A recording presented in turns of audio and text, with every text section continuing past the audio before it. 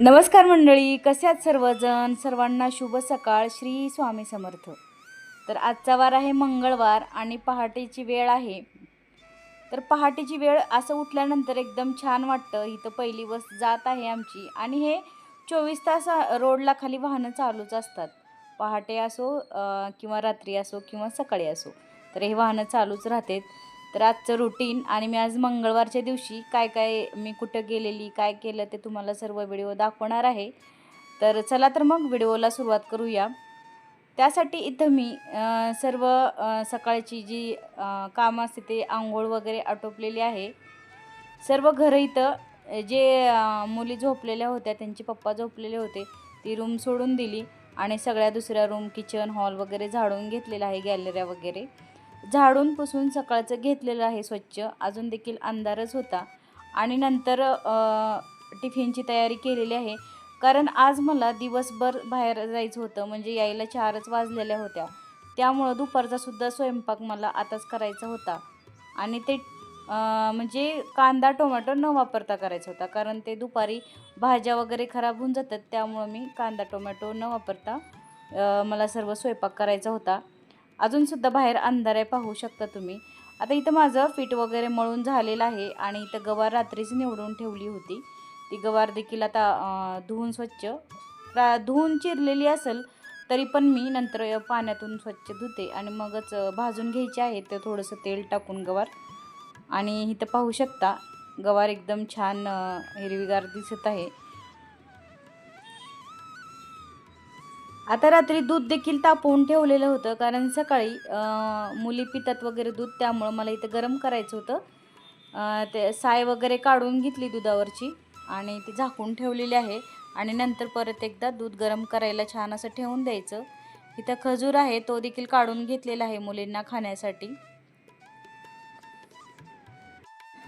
गवार तर भाजत आहे, पण आज एका गोष्टीवरती तुम्हाला बोलायचं आहे मला, जी गोष्ट मी स्वतः अनुभवली आहे.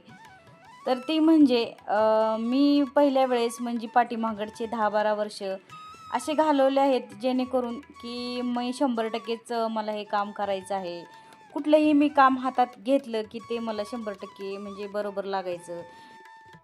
असो किंवा शिवणकाम असो किंवा कुठलंही जे काम मी आता भरपूर काम केले, पण ते काम मला कसं असायचं की 100% मला बरोबर आलं तरच ते मनाला बरं वाटायचं, नाहीतर ते काम मी तिथंच सोडून परत दुसऱ्या कामाला लागायचे.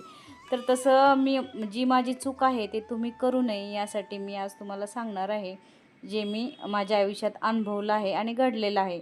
त्यामुळं माझं काय झालं की खूप आपली प्रगती आहे जी पाठीमागं राहते आपली स्वतःची. हा, घरातलं सर्व चांगलं आहे, मिस्टरांना जॉब पण चांगला आहे, पण आपलं स्वतःचं जे म्हणतो आपण, आपल्याला काहीतरी करायचं असतं, जेणेकरून आपला स्वतःचा खर्च स्वतःच आपण हे करण्यासाठी, भागवण्यासाठी आपल्याला थोडंफार काहीतरी करावं असं वाटतं स्वतःसाठी. पण माझा असं असायचं की एखादा जरी ब्लाऊज शिवायला घेतला तरी तो 100% मला पूर्ण यायलाच पाहिजे, नाहीतर मी तिथं सोडून देणार, असं माझा स्वभाव अजून बी थोडाफार आहे. पण मी तसं म्हणजे काय म्हणतं, आता मी चुकीतून शिकतो माणूस, तसं मी जरी पण आपण एकदाच आपल्याला पूर्ण म्हणजे काय म्हणतात की आपण आईच्या पोटातून काय शिकून येत नाही प्रत्येक गोष्टी, तसंच आपण एखादी गोष्ट जर झिरोपासून सुरू केली तर पहिला 1%, 2%, मग 10%, 20%, मग 100% असं शिकत जातं माणूस. पूर्णपणे 100% कोणच बरोबर नसतं, पण हे कळायला थोडासा उशीर लागला. तसंच माझं ह्या व्हिडिओच्या बाबतीत देखील झालं. व्हिडिओवर सध्याला मी काम करत आहे 2020 पासून, एप्रिल 2020 पासून मी काम करत आहे. पण मी प्रत्येक व्हिडिओ करताना म्हणजे काय वाटायचं मला की मी 100% बरोबर किंवा 100% मला परफेक्टच करायचं आहे, असं माझं असायचं. त्यामुळं माझे 4 ते 5 वर्ष असेच वायाला गेले यूट्यूबवरती. जर मी कधी एक व्हिडिओ टाकला तर नंतर 1 महिनाभर गायबच व्हायचे आणि 1 महिनाभर गायब झाले ते परत एक 5-6 दिवस चालू करायचं आणि नंतर आपल्याला मनाला पाहिजेल तसा व्हिडिओ नाही बनला की परत मग मन नर्वस व्हायचं आणि मग परत व्हिडिओ काढायला मी सुरुवातच करायची नाही. असं करत करत माझे 4-5 वर्ष खूपच वायाला गेले. नंतर मिस्टरांनी समजावून सांगितले की आयुष्यात माणूस 100% कधीच पूर्ण होत नाही. कुठल्या ना कुठल्या माणसांमध्ये काहीतरी चूक असतेच. ती चूक आपल्याला पाठीमागं टाकायची आणि कन्सिस्टन्सी ठेवायची फक्त.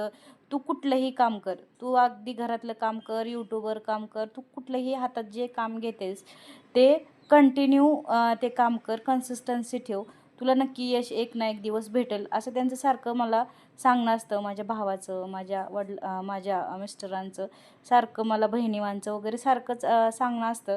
कारण त्यांना देखील कुठेतरी वाटत होतं की मी काहीतरी करावं आणि काहीतरी करून दाखवावं, कारण माझ्यामध्ये ती होती ताकद करण्याची. पण मी 100%च्या नादात मी पूर्ण माझं आयुष्य म्हणलं तर थोडंसं पाठीमागं गेल्यासारखं झालं. आणि मग नंतर स्वतःच्या मनाला ठरवलं की आता आपण जे करतो ते हळूहळू शिकायचं. कुठल्याही गोष्टीची घाई न करता आपण जे हातात काम घेतलेलं आहे ते भलेही चुकू दे आपल्या हातून, 1 दिवस चुकल, 2 दिवस चुकल, पण नंतर मी जसं व्हिडिओ टाकत गेले तसं माझ्यात एक वेगळाच कॉन्फिडन्स आला बोलण्यात वगैरे, आणि व्हिडिओ एडिटिंग करण्यात म्हणा, काय आपलं चुकतंय ते आपल्याला स्वतःला थोडं थोडं जरी सुधारणा करत गेलो आपण तरी फारसा फरक पडतो, असं मला जाणवलं. मग सगळ्यांनी जे बोललेलं होतं ते खरं आता वाटायला लागलं की बाबा आपण हे आता जे करतो ते पहिलं 4 वर्षी जर केले असते तर आपल्याला अजून चांगलं यश भेटलं असतं आणि आपण चांगले सुधारलो असतो, असं मला काहीतरी आता वाटतं. पण आतासुद्धा वेळ फार गेलेली नाही, त्यामुळं मी परत एकदा ठरवलं आणि आता मी माझे व्हिडिओ कन्सिस्टन्सी व्यवस्थित करण्याचा प्रयत्न करत आहे, रेग्युलरली व्हिडिओ टाकण्याचा प्रयत्न करत आहे. कारण मी जे माझे 4-5 वर्षे जे घालवलेले आहेत त्याच्यामध्ये मी न थांबता जर आजपर्यंत केलं असतं तर चांगलं मला यश भेटलं असतं. म्हणून मी ते पाठीमागचं आता जे काय आहे ते विसरून गेली आणि नव्या जोमाने आता परत एकदा कामाला लागली आहे मी.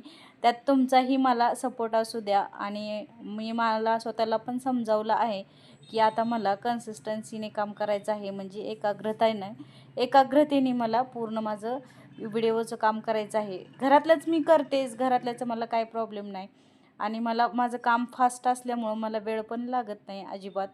त्यामुळं तुम्हाला जरी अशा अडचणी येत असेल, तुमचा जरी स्वभाव असं माझ्यासारखा असेल की 100% बरोबरच आयुष्यामध्ये असायला पाहिजे, तर तुम्ही तसं करू नका. मी जी चूक केली ती, कारण यामुळे आपलं आयुष्य फार पाठीमागत जातं आणि ती चूक आपल्याला फार उशिरा कळते. त्यामुळं आपलं फार नुकसान झालेलं असतं तोपर्यंत. त्यामुळं जे अनुभव मला आज स्वतःला आलेले आहेत ते मी तुमच्याशी शेअर करण्याचा प्रयत्न केलेला आहे. आणि तुमचे जरी आयुष्यात काय अनुभव असतील ते देखील नक्की मला शेअर करावे अशी माझी इच्छा आहे. कारण तुमचे अनुभव जे आहेत ते मला देखील ऐकायचे आहेत आणि वेगवेगळ्या जणांचे वेगवेगळे जे अनुभव असतात ते ऐकून आपल्याला देखील एक आयुष्यात नवीन जगण्याची किंवा नवी दिशा भेटण्याची एक उमेद असते. त्यामुळं मला असं वाटतं की प्रत्येकाने आपलं जे निगेटिव्ह पॉईंट आपल्यामध्ये आहेत, म्हणजे जे आपण करू शकत नाही असं वाटतं आपल्याला, ते आपण थोडी थोडी सुरुवात केली मग नंतर आपल्याला चांगलं यश भेटतं. सुरुवातीलाच आपल्याला वाटलं की आपल्याला सर्वच भेटेल असं नसतं कुठंही. आधी काय म्हणतात, कष्टाला काही पर्याय नाही. तर 1 पायरी 2 पायरी चढून मग आपल्याला यश भेटत असतं. आता माझा तसाच प्रयत्न चाललेला आहे. तुम्ही देखील तसाच प्रयत्न करा, कारण यश आपल्याला एक दिवस नक्की भेटतं. फक्त त्यासाठी प्रयत्न आणि मेहनत ह्या दोन्ही गोष्टी हातच्या सोडायच्या नाहीत, असं माझा भाऊ म्हणतो आणि माझ्या बहिणी, माझे मिस्टर म्हणतात. तुम्हाला आहे की नाही असं कोणी घरी म्हणायला? नक्की सांगा मला, कारण मला या सर्वांचा नक्कीच सपोर्ट आहे. त्यामुळंच मी आज इथं आहे. तर चला तर मग आता स्वयंपाकाला जी आहे ते माझा अर्धा झालेला आहे इथं आणि अर्धा चपात्या लाटायच्या चाललेल्या आहेत. चपात्या लाटायला म्हणजे घेतलेल्याच आहेत. सकाळचा स्वयंपाक फास्ट नाही आवरला तर टायमात म्हणजे मागं पुढे होतो आणि नंतर डब्याला पण उशीर होतो. त्यामुळे इथं मी माझा स्वयंपाक फास्ट आवरायचा चाललेला आहे. आता वरण भात, गवारीची भाजी झालेली आहे माझी आणि इथं चपात्या लाटायला घेत आहे मी. चपात्या लाटायला देखील मला फार वेळ लागत नाही, कारण माझं भांडे असो किंवा स्वयंपाक असो, झाडून पुसून असो, माझं काम खूप फास्ट आहे. पण ते काम वेळेत व्हायला हवं असं माझं असतं. वेळ आपल्याला काय म्हणतात आधीच, आपण वेळेला किंमत दिली तर वेळ आपल्याला किंमत देते असंच म्हणतात सर्वजण. कारण जे काम आपण वेळेत घेतो ते काम वेळेत व्हायलाच पाहिजे.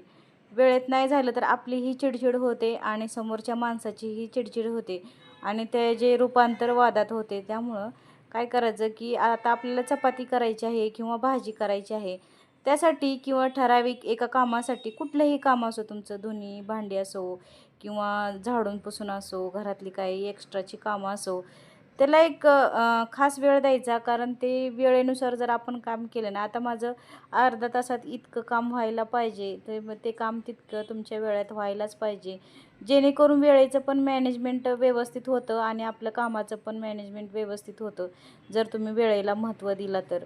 आता इथं माझं पहाटेपासून सकाळी 8 वाजेपर्यंत सर्व काम झालं होतं. फक्त मशीन लावायची होती, कारण मशीन एकदा लावली की मला आल्यानंतर जरी कपडे काढून वाळायला टाकले तरी चालतात, कारण मशीन माझी ॲटोमॅटिक आहे, त्यामुळं आपोआप बंद होती ती.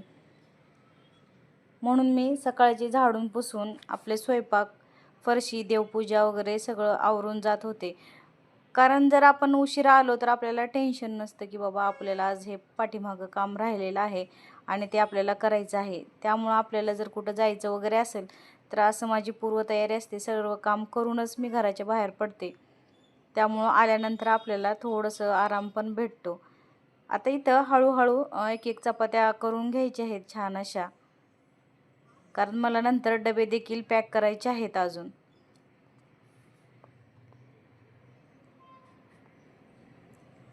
आता इथं पाहू शकता, भाजी देखील आपली शिजून तयार झालेली आहे छान अशी. गवाराची भाजी, अर्धा किलो गवाराची भाजी आहे आणि त्या चपात्या देखील माझ्या पाहू शकता अशा भरपूर चपात्या लाटलेल्या आहेत सकाळच्या आणि दुपारच्या. इकडं आता मुलींचे त्यांचे पप्पाचे डबे वगैरे बांधून घेत आहे. डब्याला चपाती भाजी दिलेली आहे, फ्रूट वगैरे त्यांचं त्या घेतात कट करून, त्यामुळं ते द्यायची गरज नाही. आता एक स्कूलमध्ये छान असं वरूनच आदेश आलेले आहेत की कुरकुरे, बिस्किट, काय स्नॅक्स वगैरे द्यायचं नाही. ते एक चांगले झालेले आहे, कारण त्यामुळंच मुलं चपाती भाजी सर्व संपवून येतात शाळेमध्ये. कारण शाळेमध्ये असं कंपल्सरी आहे की चपाती भाजीच आणायची. कारण दुसरं दिलं तर मुलं ते खाऊन येतात, पण चपाती भाजी खायला नको म्हणतात. त्यामुळं कंपल्सरी केलेलं आहे, चपाती भाजी, फ्रूट वगैरे आणायला सांगतात. आता इथं मुलींचे मी डबे भरून घेत होते आणि पाण्याचे बॉटल देखील भरून घेत होते. डबे असं भाजीचा जो डबा असतो तो थोडासा असं गवारची भाजी असो किंवा असं जर थोडीशी मसालेदार भाजी असली की ते तेल होतं, टिफिन बॅग खराब होतात. त्यामुळं असे कॅरी बॅगमध्ये भरते मी आणि मग टिफिन बॅगमध्ये ठेवते, जेणेकरून टिफिन बॅग खराब होत नाही. सारख्या सारख्या धुल्यामुळं देखील टिफिन बॅग खराब होतात पटकन. त्यामुळं मी असं कॅरी बॅगमध्ये भरते आणि नंतर टिफिन बॅग पॅक करते, पाण्याची बॉटल वगैरे. असं एक दिवस जरी विसरलं तर मुले असंच ठेवून जातात, विसरून जातात त्या शाळेमध्ये बॉटल वगैरे घेऊन जायचं. त्यामुळं असं मी टिफिन आणि बॉटल मी स्वतःच पॅक करते आणि त्यांना मग बाहेर नेऊन ठेवलं की त्यांचं त्या घेऊन जातात. व्हॅन खाली वाट बघत असते, तर कधी कधी अशी थोडीशी गडबड देखील होते. नंतर इथं दूध थोडंसं गार व्हायला ठेवत आहे मुलीला प्यायला, कारण थोडंसं गरम होतं दूध. तिनं दूध पिलं आणि नंतर मोठीचा देखील डबा पॅक केला आणि मी देखील सकाळपासून चहा घेतलेलाच नव्हता, कारण स्वयंपाक खूप करायचा होता. त्यामुळं मी चहा म्हणलं लास्ट निवांत झालं की मग चहा घ्यायचा. नंतर चहा वगैरे छान असं बसून घेतला 1-5 मिनटं आणि नंतर इथं गॅस पुसून घेत आहे मी, कारण आल्यानंतर हे असंच राडा दिसल्यानंतर चांगलं वाटत नाही मनाला. त्यामुळं हे सगळा स्वयंपाक झाला की मी नंतर गॅस वगैरे असं छान असं पुसून घेतलेलं आहे. ओटा देखील पुसून घेतलेला आणि गॅस देखील. स्प्रे माझ्याकडे तुम्हाला आधी देखील दाखवलेला आहे, खूप छान आहे. त्याच्याने छान गॅस आणि किचन ओटा, पाठीमागची स्टाईल वगैरे सगळी असं पुसून घेतलेली आहे, जेणेकरून बाहेरून आपण थकून आलो तर किचन असं साफ दिसलं की मन अगदी आपलं प्रसन्न होतं आणि आपल्याला आळसही देखील येत नाही. त्यामुळं मी असं कुठेही बाहेर जाताना किचन साफ करूनच मगच जाते बाहेर. आता किचन वगैरे सर्व साफ करून झालेलं आहे. प्यायचं पाणी वगैरे हात धुवून सगळं भरून घेतलेलं आहे. पाहू शकता असं किचन साफ झालेलं आहे. आता माझं स्वतःचं देखील आवरायचं होतं, त्यामुळं साडी वगैरे घातली आणि नंतर आता याच्या पुढचा व्हिडिओ तुम्हाला उद्या येईल. जर आजचा व्हिडिओ आवडला असेल तर लाईक, शेअर आणि सबस्क्राईब नक्की करा.